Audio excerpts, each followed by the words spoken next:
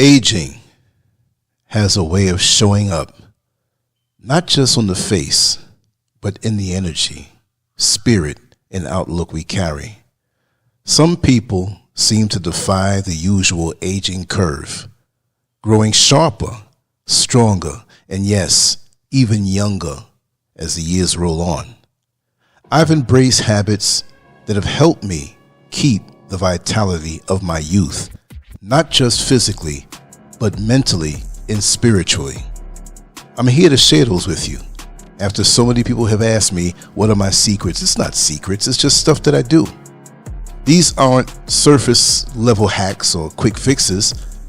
These are ways of life that bring a lasting sense of youthfulness that no cream or trend can offer. So let's get into it one habit at a time. SCURV'S so-called secrets. Masters of letting go. Yes, I've become the master of letting go. Letting go isn't about carelessness. It's about refusing to let past regrets, grudges, and mistakes weigh me down. Once something is done, I take the lesson and move on. I don't look back, dragging invisible baggage. This freedom creates a kind of lightness that keeps me feeling fresh. In a world where people visibly wear their emotional scars, this habit of releasing and resetting is my fountain of youth. Letting go is as much about discipline as it is about perspective. Too often, people cling to old grievances, not realizing that doing so only weighs down their spirit. By holding on to the past, we create barriers that keep us from fully enjoying the present and prevent us from creating a fulfilling future. If you're stuck in the past and putting your energy toward the past, there is no future. It's like driving and looking in the rearview mirror and looking backwards. Each time I choose to release an emotional anchor, I reclaim my energy and direct it toward things that actually matter. It's a conscious decision to live unburdened, which makes all the difference as I grow older. There's also a practical side of letting go. Life throws all sorts of obstacles our way, and learning to release the emotional weight that comes with them isn't just freeing, it's empowering. This habit has allowed me to approach new experiences with fresh eyes, without the bitterness or resentment that can cloud one's perspective. It's about keeping my mental landscape clear so I can focus on growth, creating a renewed sense of vitality that shows up in everything I do. See, I know a lot of people, and I'm not throwing off, they can't let go. And in every conversation you have with them, they're bringing up some bad thing that happened to them in the past, some breakup that happened to them in the past, and they don't realize they're stuck. Now, many of you may not remember the old 45 and 33 and a third record, RPM records, but if you had a piece of debris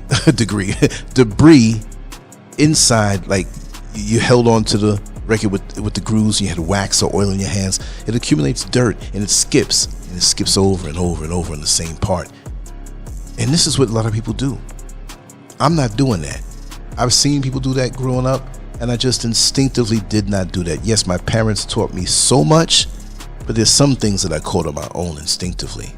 You know, put it this way, nobody ever learned to ride a bike by reading a book. You have to get on the bike and learn how to balance. Sometimes you scrape up your knees and your elbows and hopefully not your chin, but eventually you learn.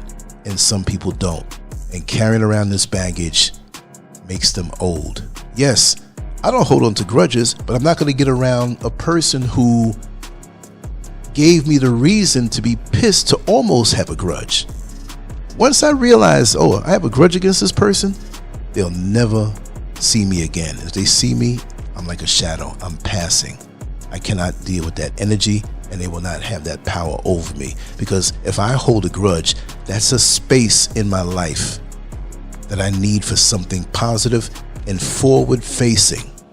Not somebody else who, usually those people who like to make you have a grudge on them, they're toxic. and I don't need a refill on somebody else's toxicity and toxic energy. Number 2, turning pain into purpose, not baggage. I don't view setbacks as burdens. Instead, they're catalysts for growth, pushing me to dig deep and turn hard times into stepping stones. Each hardship I've faced in my life has left a mark, but those scars tell a story of resilience rather than regret. This habit of turning pain into purpose keeps my spirit vibrant, keeping me looking forward rather than back. And I want to say something too. You have people who think that they can cause you pain where they can cause you to be stuck in looking back. And then when they realize that, wow, this person is carrying on with their life and they're still doing what they're supposed to do every single day, they realize how powerless they were. Because this is how some people control other people. They keep you in the past in your pain. They'll never do it with me because it's a badge of honor for me to overcome. But see, pain, when used as a tool, becomes a powerful source of motivation. Every setback I've experienced has come with an opportunity for transformation. By reframing pain as a learning experience, I gain valuable insights that fuel my journey forward. The process isn't always easy, but it's this very challenge that strengthens me. Each scar becomes a badge of honor, a reminder of the obstacles I've overcome and the wisdom I've gained. This mindset also means I'm less likely to repeat past mistakes. You're daggone right. When I learn from each painful experience, I approach similar situations in the future with a newfound resilience.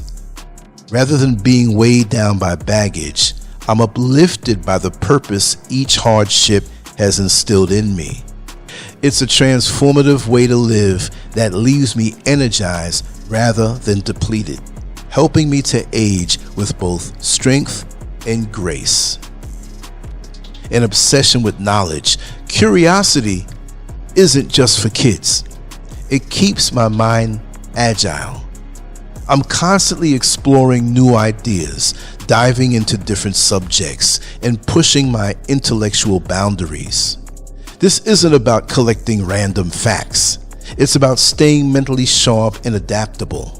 I'm not here to settle into a routine or anybody else's routine. That's why I'm still learning, still exploring, and still growing.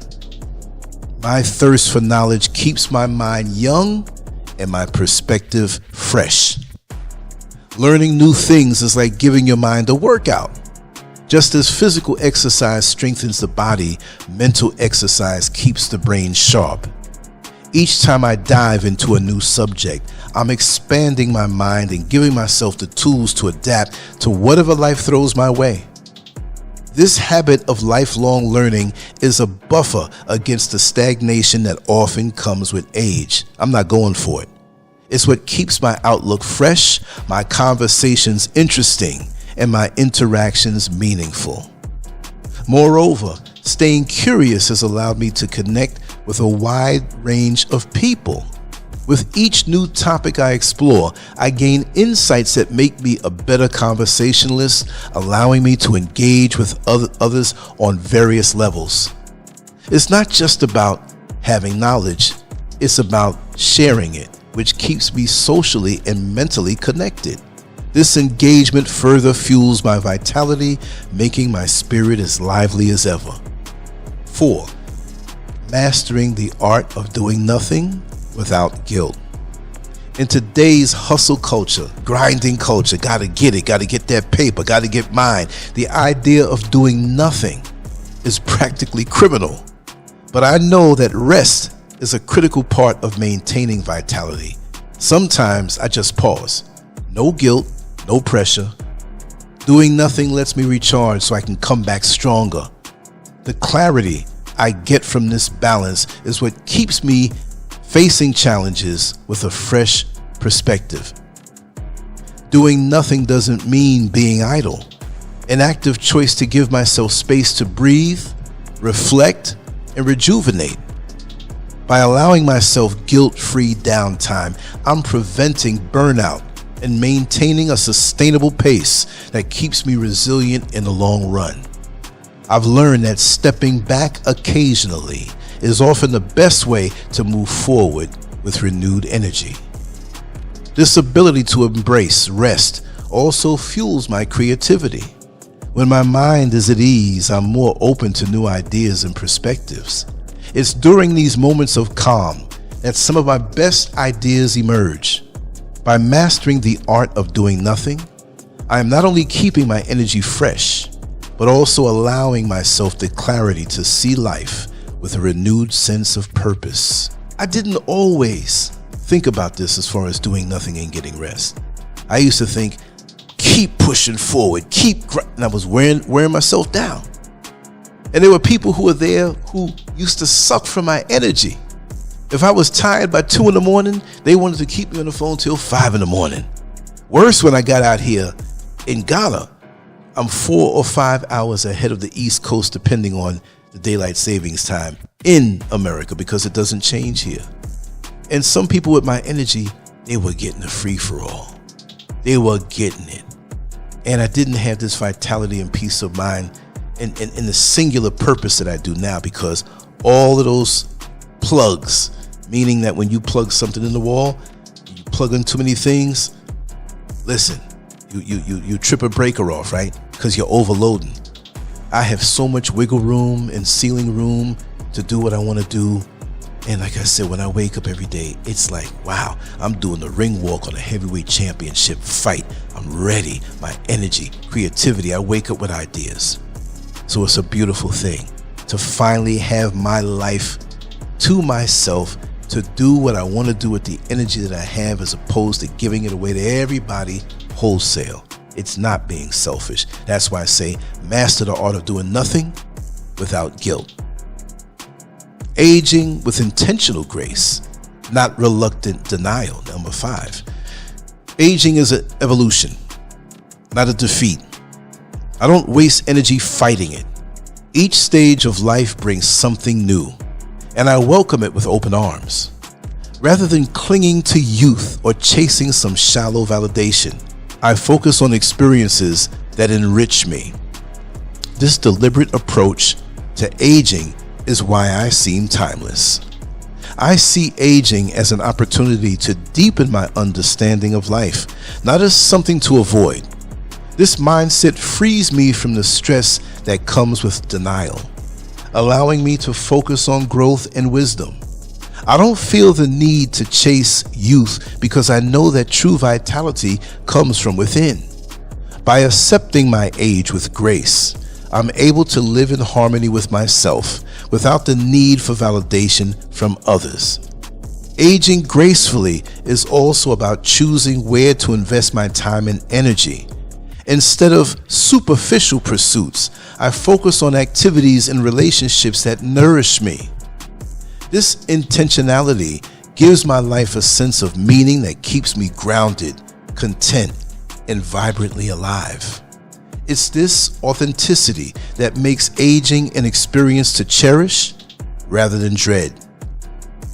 Number 6, cutting out dead weight without apologies. Toxic relationships, one-sided friendships. I've learned to cut these off without guilt, without any guilt whatsoever. Every negative connection is just dead weight that keeps me from living my best life.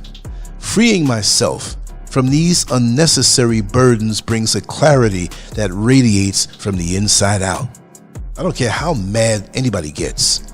This is my energy, this is my life, and I was not put here to babysit somebody else's toxicity or their hang-ups or their insecurities. People often hold on to draining relationships out of habit or obligation, not realizing the toll these connections take. By releasing these toxic ties, I've gained a profound sense of freedom and mental clarity. There's a peace that comes with surrounding myself only, and I say only, with people who add value to my life. And it's this peace that keeps me vibrant. This approach also allows me to be fully present for the people who truly matter. By eliminating dead weight, I have more energy to invest in meaningful connections. This focus on quality over quantity is what keeps my social life fulfilling and my spirit light, because it's always a joy. I don't feel worn down by superficial interactions, and that keeps me energized in a way that defies age. Number 7, mental austerity, physical vitality. I value my mental space as much as my physical health. Gossip, unnecessary worry, toxic distractions, they're clutter I can live without. Trust me, I don't need it. This mental discipline keeps my thoughts sharp and my spirit clear, helping me age with resilience and strength. Mental austerity isn't about shutting down emotions or ignoring problems. It's about being selective with where I focus my energy. By avoiding trivial distractions, I keep my mind uncluttered, which allows me to think clearly and make sound decisions. This mental clarity creates a sense of inner peace that radiates outward, contributing to my overall vitality. Maintaining this balance between mental and physical vitality is a cumulative effect. A clear mind leads to healthier habits, which in turn boost physical well-being. This holistic approach to health is why I feel and appear younger than my years. It's not a quick fix, but a lifestyle choice that has kept me energized and resilient over time. Number 8, staying unapologetically myself. I'm not here to fit into anybody else's box, and I don't apologize for who I am. This authenticity keeps me free from the weight of others' expectations, high and low. It's the lightness of spirit that brings out a youthfulness many lose as they age. Living authentically means I don't waste time or energy on pretense. When you're unapologetically yourself, you don't feel the pressure to live up to anyone else's standards. And that is a freedom, to me, that is priceless. By staying true to who I am, I've cultivated a sense of peace that shows up in my demeanor, keeping me both grounded and youthful. This honesty with myself and others has also strengthened my connections. People these days appreciate authenticity, and that has helped me build meaningful relationships that uplift rather than drain. In a world where many are weighed down by superficial expectations, this freedom from conformity preserves my mental and emotional well-being. It's not about being rebellious for the sake of it. It's about embracing who I am without the need for external validation. This approach keeps me centered, present, and vibrant in a way that only true authenticity can. And I'm going to tell you something. When you're true to yourself, you will draw people who are also in the same mindset and state of being. That's a fact. When you're true to yourself, it pisses a lot of people off because you don't have to wear the masks or put on the front that they do. You see, you also get quality connections because you see those who are not authentically themselves in an unapologetic way, they have to try to win everybody over and be known by everybody, to make shallow friendships and connections with people who really don't give a damn about them for the sake of numbers. It's like the whole social media trap, right? People, oh, you have 1 million followers. Oh, you're popular. But how many of them know you? How many of them have truly connected with you? When you get online, you have to build a community. I don't care if that community is only 3 people, but quality. And it's more enjoyable. It's more nourishing to the soul because you don't have to bow and bend and twist to fit to somebody else's box. I don't have to stick my foot in your shoe. I might have and I do have a size 12 shoe, but you might have a foot, but you may have a size 6 shoe. Stand over there and appreciate me for who I am with my size 12 foot, right? I don't have to fit into your shoe, but you can appreciate me for who I am. And if you can't, then hey, here's the door. No problem, because I refuse at this point in my life to even acknowledge the negative, toxic energies that are around. See, and when these people can't get around you to dump their stuff on you, they get mad. They get upset. It's the same way when you go to a restaurant, right? You're not going there to eat. You just want to go there to say, hey, do you have a restroom that I can use? And they say, no, only for customers only. And you, for a second, you get pissed because you have to go. You're not going to stand there and argue with them because you got to go, so you leave quick. It's the same feeling I'm going to give to those people who come around me who are not real. You don't want to come and eat in my restaurant. You just want to use me to go use my bathroom. Get to stepping or use the curb, right? Number 9, engaging in selective, not constant, socializing. Me, Lancescurv, I approach socializing with a discerning eye, choosing quality over quantity in my interactions. Instead of filling my schedule with endless meetups or obligations that don't matter, as far as these gatherings that bring you nowhere, I prioritize deep, meaningful conversations with people who inspire and energize me. This selective socializing keeps my spirits light and my mind sharp. Choosing to engage only in meaningful social interactions isn't about isolation, it's about preservation. Shallow interactions drain energy without offering much in return. Yap, yap, yap, yabba, yabba, yabba. That kind of thing, no. I get to save up within me and bottle up within me, and I share it with somebody who needs it. But see, while deep, genuine connections replenish it, right? But not the shallow stuff. By focusing on relationships that bring value, I avoid the emotional fatigue that comes from meaningless small talk. This mindful approach to socializing keeps my mental and emotional reserves very strong. This strategy also ensures that I'm always learning and growing from my interactions. When I surround myself with people who challenge and inspire me, I'm constantly exposed to fresh perspectives and ideas. This kind of engagement fuels my inner vitality, allowing me to feel connected and grounded without feeling drained. By limiting my social interactions to those that enrich me, I'm able to maintain a positive, youthful energy that others can feel.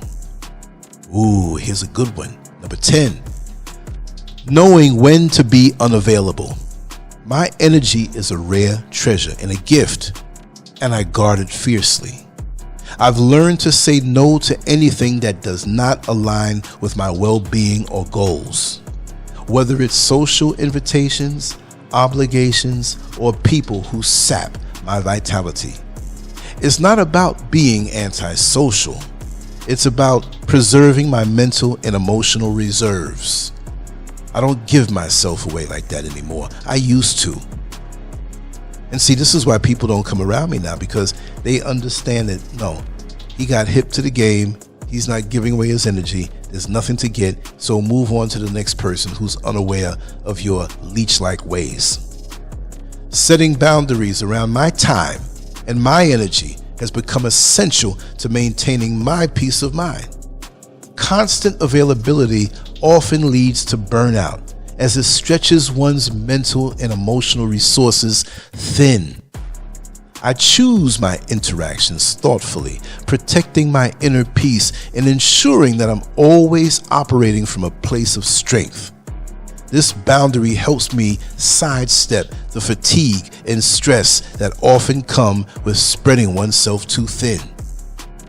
Being selectively unavailable isn't about shutting people out. It's about intentional living. Each no I give is a deliberate act of self-care, freeing up my energy for the things that truly matter. This habit not only keeps my energy fresh and focused, but also keeps me feeling and looking ageless. It's a quiet but powerful form of self-respect that reinforces my ability to live on my own terms. Living a life that defies aging isn't about following trends or gimmicks. It's about embracing habits that build resilience, authenticity, and purpose. Each of these 10 practices has helped me to cultivate a kind of inner vitality that shows up not just on the outside, but in every part of my life. From cutting out dead weight to honoring rest, these choices are small but powerful ways to stay vibrant as I get older. These habits go beyond the physical appearance or fleeting signs of youth. They're about creating a lifestyle that nurtures both mind and spirit, preserving that spark of energy and joy. As I age, I find that these practices keep me engaged, curious, and present. They remind me that youth isn't something you lose with age. It's something that you can carry with you if you know how to protect and nourish it. So as you look at your own life and consider how you want to age, remember that it's not about resisting time, but embracing it with intention. When you make choices that support your well-being, protect your energy, and keep you connected to what truly matters, you'll find that aging becomes less a burden and more a journey of discovery. This is Lancescurv of Lancescurv.com. Always make sure to hit Lancescurv for the content that we can't show on social media because we are living in the age of extreme censorship. Self-expression and individuality is shunned on these days, and I'm never going to submit to that. So we have our own space, and I invite you to go there to see the writing, the artwork, and the videos, as well as all types of expressions that we have there. Thank you for coming through and spending your precious time with me, and you have a wonderful day. Much love. Peace.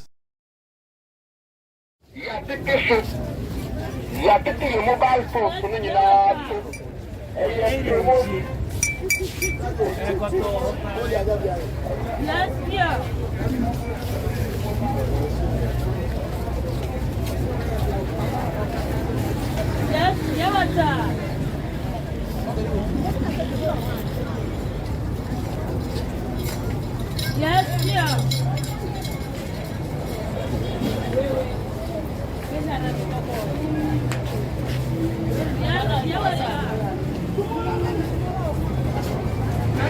Masih amnya ada cita.